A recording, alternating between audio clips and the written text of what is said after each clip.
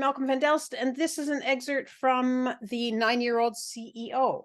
Last week, the Bangalore production team laughed at WAS's game specs. WAS is the name of the gaming company. It stands for Beowulf, Arduino, and Sulien, the three principals. And Sulien made Arduino blush with his ripped rendition of Santa. This is chapter 8, Baby Sulien. Baby Sulien tossed and turned in the dark, diaper wet and full. The traders hadn't changed him since noon. He was, no, this isn't working. Baby Sulien sat covered in finger paint. He looked with satisfaction at his growing pile of artworks, understanding that he had a power, an ability that went far beyond keeping himself calm. Come with me, you little bleep. The trader glared at Sulien as he loped across the room, kicking toys out of the way. Sulien whimpered. The man grabbed him and lifted. No, Sulien screamed, no! He batted the man, leaving red, blue, and green smudges on the man's shirt. He kicked the man with his feet. Bleep, said the man. He dropped Sulien, who immediately tried to stand and run. Oh, no, you don't, the man shouted. He wiped strands of gray-black hair from his mouth. Come here. He grabbed Sulien by the arm, spun him around, and slapped him across the face. The toddler fell backwards onto his butt, stunned until he regained his senses and began screaming at the top of his lungs. Bleep, said the man, bleep! He grabbed screaming Sulien, carrying him to a laundry sink where he plopped the child in the basin and ran water over him, completely ignoring Sulien's ongoing wails. My bleeping shirt, he whined, looking down. I need to change. Jimmy, get your bleep over here. Wash the rest of the paint off this kid and put these clothes on him. He glanced at a navy pile with a toddler-sized red bow tie on top. I got to change to meet the prospect. Hopefully this will be the last day of you, he snarled at Sulien, who had calmed and sat whimpering and shivering in the sink. And the first day of 500,000 Benjamins. Grab a stack of this kid's painting so we can show the buyer, he addressed Jimmy, who was getting up from a grungy green couch with a television planted in front. The UFC match between McGregor and Paul blared as Jimmy had turned it up to hear over Sulien's cries. Sulien stared at the woman's red mouth. Why did it open, close, and emit sounds as if it had its own life, separate from the person it was attached to? Oh, he's cute, she was saying. Sulien's green eyes moved to her cheeks. Thick foundation and powder cracked at the corners of her lips and around the edges of her eyes as her mouth moved. Her poofy brown hair looked like a thin, impossibly shiny version of cotton candy, each strand solid, immovable. He wondered how her hair did that. But we don't need an artist, she turned to the trader. 250,000. Are you nuts? He responded. This kid is... I don't need an artist, she repeated. Two thin red lines stretched back over her yellowing teeth. She flicked her hand at the stack of artworks on the table, little finger catching the bottom of the pile and sending them cascading to the floor. Sulien screamed. He wasn't precious about his artworks. He made so many, but something about the woman scared and infuriated him. The trader raised his hand over Sulien. Shut up, he bellowed. Sulien looked the man dead in his eyes and screamed louder. Bleep, said the man. 400,000, he yelled over Sulien. 250,000, the woman repeated, not even pretending to smile anymore. 350,000.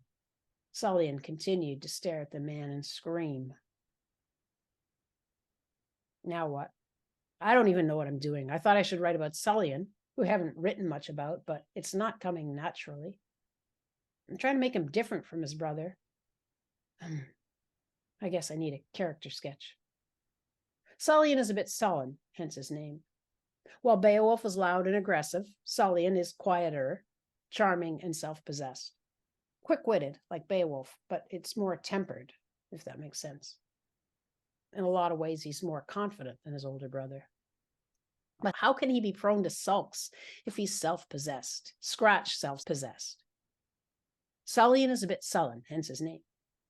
While Beowulf is loud and aggressive, Sulien is quieter, charming, and prone to sulking when he doesn't get his way. A pouty younger brother. When he's away from Beowulf and his own ventures, like the YouTube channel and art making, he's more self-possessed and confident. Beowulf, firstborn, grabbed the family spotlight. This was before the genie appeared. It was long enough, though, for Sulien to form something stronger than a habit. He imprinted or was imprinted with a habit. Yeah, he was imprinted with the habit of staying quiet and not being a bother to his parents, who were tired after their first year and a half with a hyperactive, hyper-intelligent Beowulf. Beowulf, meanwhile, was imprinted with the habit of always getting attention when he wanted it. He'd been like that for a whole year and a half before Sulien was born. Beowulf didn't know how to make room for another personality to develop and resented the time his parents spent with his brother, even if his heart also softened when he was around baby Sulien. Wow. I can't even write about Sulien without bringing in Beowulf. Such is the power of being first. The second must wait for the first to slip up or get tired. The second must watch and learn where the weaknesses are and fill them, become better than the first. Or they can leave, refuse to participate in rivalry and competition, find something else to fill their days, hearts, and minds, find something else to address needs for validation and attention. At any rate, they shouldn't worry about being second. Winning is overrated. Winning is dumb. Besides that, cooperation will always work better. Maybe the second learns that. Form an army or a corporation. But Beowulf already has the corporation. Sulien is one of its 3 principles. I don't have a clue what I'm saying. I like Beowulf's sketches, Sulien asserted.